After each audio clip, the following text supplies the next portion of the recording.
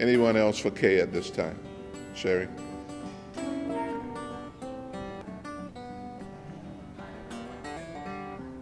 Have a seat.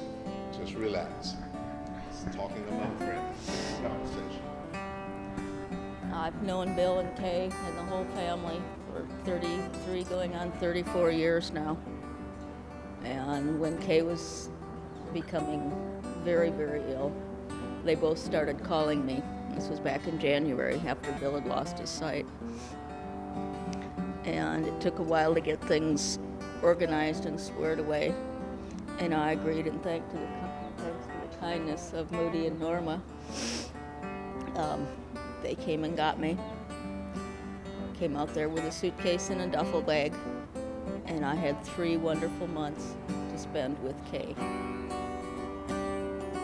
And God, it was so difficult. I was also very apprehensive about coming to this sort of a situation, you know, where I didn't, you know, here I am, you know, who the heck are you type thing. And you guys have treated me with nothing but kindness and love and acceptance. And Kay wanted me to stay with Bill. And I am very, very happy to be here and be a part of his life. And Kay is a part of mine, and she always will be. She's with me all the time. She helps me pick out clothes. She helps me do this. She helps me do that. And if that sounds ridiculous, so be it. But there's a power higher than me that's watching out for things and the decisions that are made. And we miss her terribly every single day. And, you know, we're just trying to get along, but she's here with us. And I know we love her. And I don't think I can go on from there.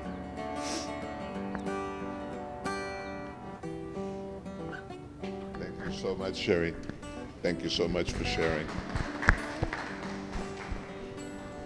Bill, may I bring a mic to you? I know this is difficult, but no, it's okay. It's okay. With that, we'd like to move on to the next name, and if you want to move around to any of these. Some of you've seen the memorial service that was done in May of this year. The opening prayer and closing prayer was given by the Right Reverend Tony Straughter. And little did we know that he wouldn't be with us this next time around. Tony left here on August 1st. I spent a lot of time with Tony over the years, and I could go on and on and on, but I just want to start the memory off of this brass young fellow who knew everything there was to know about antennas when he started building antennas and lived in the South Bay area, and know that we have some long conversations about antennas on the air. On 2 meters, we talk daily, a lot more radio time than we do now. And over the period of time, it was like family. His kids were raised up with my kids. In fact, I drove the truck out to bring some of his items when he moved to the ranch. Almost turned over on Kellogg Hill driving too fast with a trailer behind me. But Tony and I went through the usual things you do as you grow up and as your family grow up. Never thought I would see him in a weakened position because he was just a strong man. I didn't know about his 2 medals until I was in his garage doing something and opened a drawer, and I see these honor medals here from the military. Then I knew about him having been wounded in Vietnam and patched up and sent back, and he did it again. Shot him up, patched him up, sent him back. And he never really made a big issue of what he did to serve his country and to serve his community. But he was always involved in things having to do with amateur radio and service. We used to argue a lot about whether CW should be a required item or not, and I argued the point, even though I'd done my 20 words a minute with the FCC, the whole 9 yards. In those days, we had to go down to Long Beach. I argued the point that it wasn't a viable necessity anymore. Even the Navy didn't require it. You don't have a 3rd officer on board ship now, who usually is your communications officer and had to have a ham glass. It's not required in shipping. And that was my argument. And Tony went on and on to differentiate the difference between those who could take the time and learn that code and those who couldn't. So that was a lively discussion from day one to the day he left here. He still maintained that we ought to know code. We ought to know how to handle these messages. And so he involved himself with the Salvation Army's team, Saturn. He handled traffic when we did this 18-hour stint during the earthquake up in San Francisco. He and I both were like 18-hour people at the radio, handling traffic into and out of the area. ARRL sent plaques and stuff down the pipe for that effort. So many of the things Tony did you won't see in the usual magazines because he was doing it in the community and using amateur radio as a way to get that message over, that we're here and that we can and we will. With that, anyone else wishing to share a moment with us, for the record, on Tony Strother, K-A-6-Y-E-Z. I can bring the mic to you if you don't want to come up to the front seat.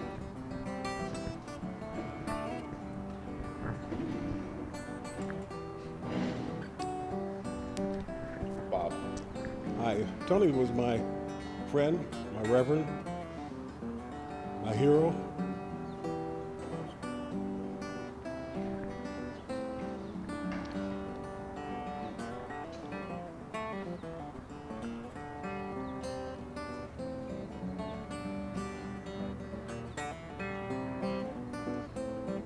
It's hard to think about Tony. He was such a special person in my life. I enjoyed his QSOs, enjoyed him at my church, praying with him,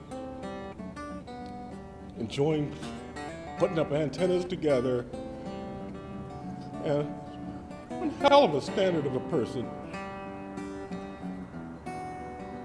And I don't know, I feel this emotion about him because he's such a special person. And I'm so proud to have known him in my life. And there'll only be one Tony on the ranch. There's only one on the ranch. And I hope soon on the air there'll be Miss on the Ranch. Thank you, Doc.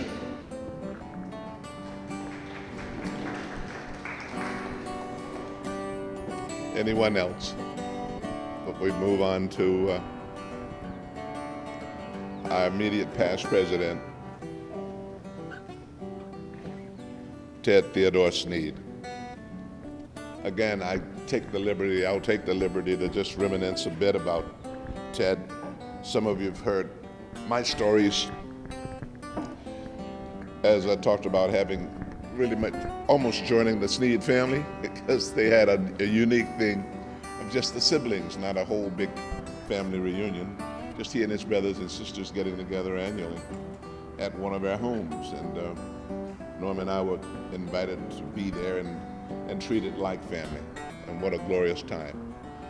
Being with a boy that cooks in that kitchen. They prepared some fantastic food, but most of all, you looked around you and you see that the admiration they had for each other in their eyes, the respect they had for each other. You know, I expect siblings to be fighting and carrying on. I mean, I'd be busting my brother down or something, but not the Sneads. That was not the way. Several of them were military, and they carried themselves in a military manner. They were all servants to the community in one way or the other, including his brother, who was a pastor in a church in Texas. So that's the side of him that the world saw. I saw him as really my brother because we actually lived together for a few weeks or whatever. Norma signed his name to the deed that he, on his house that he paid for, because he wasn't there to sign it, and he and Pat went and bought the house. She and Pat, brother. But, Ted would, I don't know if she wants to say anything or not, but I think he trusted Norma more than anybody but his wife. So she signed the man's check, his name on the deed or whatever, when the deal foreclosed, when he needed to get his signature real fast, and he was way up in Santa Maria at his other house, and they got it done in one day. These two dynamic young ladies here, which gives me a chance to talk about the people I need to talk about who are still with us, and that would be Pat and Rosie. Rosie, called it right that time. Tony's strong. Widow doesn't fit right when I talk to the two of you. It's just so recent. It's not widow. Anyway, my friend Rosie, who's gonna be a ham. She said that, all of you witnessed it, right? And we're gonna be here to support her and help her get that ticket, and she's gonna get Tony's call.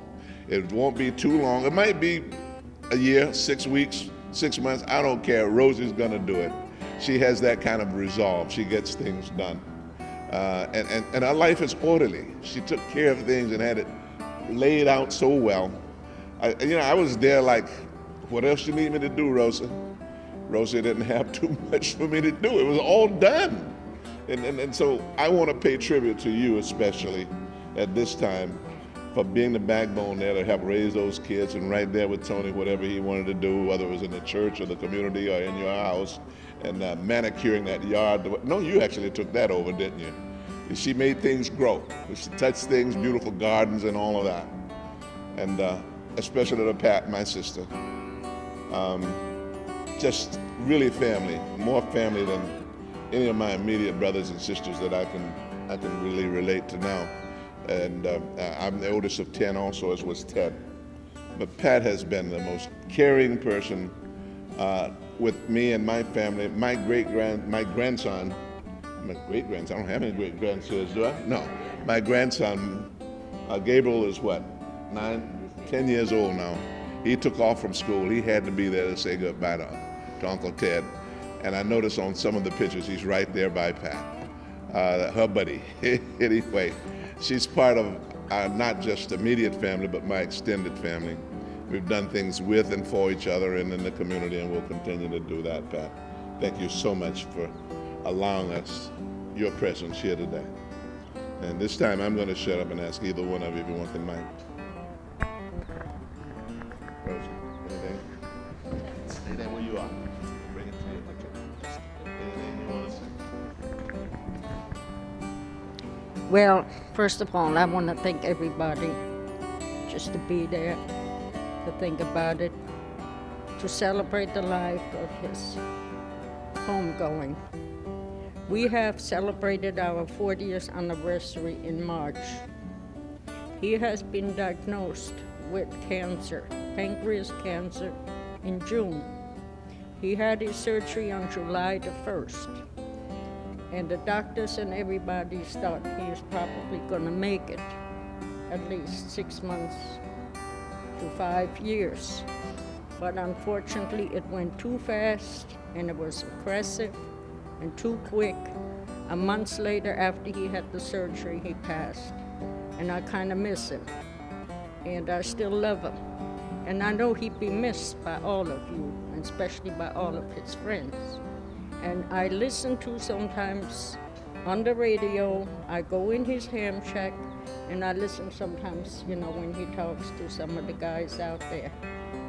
And I told him years ago, I says, I'm not gonna make my license. I don't wanna make my license because I know the test's gonna be tough. Now since he's gone, and I realized, I decided that I will make it, one way or the other. I'm gonna make it. And I'm gonna make it, and I'm trying to get his call sign. So that's all I have to say. God bless you guys.